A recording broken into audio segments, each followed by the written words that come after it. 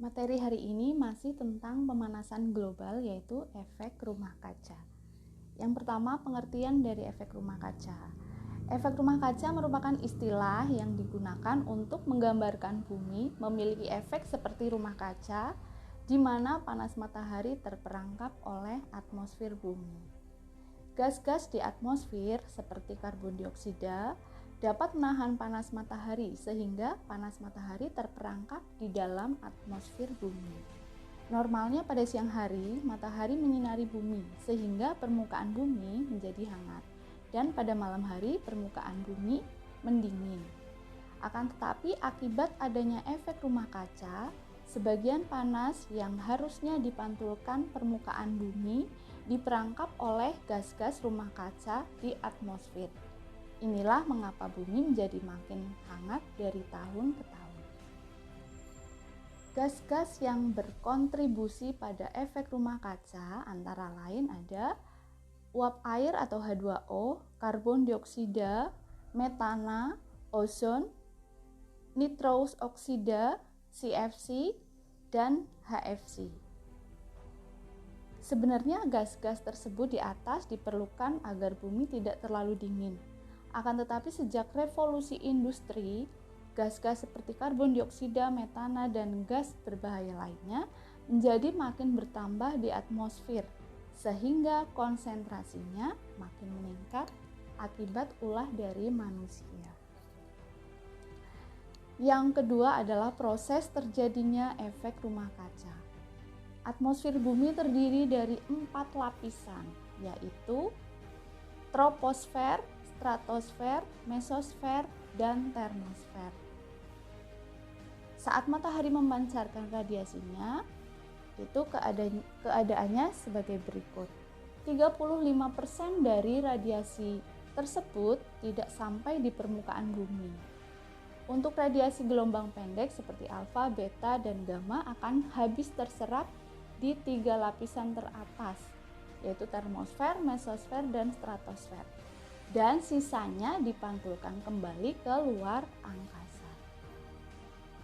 Kemudian 65% sisanya masuk ke lapisan troposfer dengan penjabaran sebagai berikut. 14% diserap oleh uap air, debu, dan molekul gas, dan 51% sampai ke permukaan bumi dengan ketentuan sebagai berikut. 37% merupakan radiasi langsung, kemudian 14% merupakan radiasi difus yang sudah terhambur di lapisan troposfer oleh molekul gas maupun partikel debu. Dan yang terakhir, radiasi yang sampai di bumi ini sebagian akan diserap dan sisanya dipantulkan kembali dalam bentuk radiasi sinar inframerah. Kemudian sinar inframerah hasil pantulan tersebut nantinya akan diserap oleh gas rumah kaca seperti uap air, CO2, CH4, dan O3. Nah, sinar inframerah yang terperangkap di dalam gas rumah kaca inilah yang menyebabkan naiknya suhu permukaan bumi. Fenomena ini disebut sebagai efek rumah kaca. Nah, jika digambarkan akan seperti itu. Matahari, radiasi matahari sebagian dipantulkan dan sebagian diserap. Nah, yang diserap di bumi itu akan dipantulkan ke atas lagi. Karena di atmosfer itu terdapat berbagai gas seperti CO2 dan lain-lain, maka radiasi yang dipantulkan lagi itu kembali dipantulkan ke bumi, maka sinarnya akan terperangkap di dalam bumi.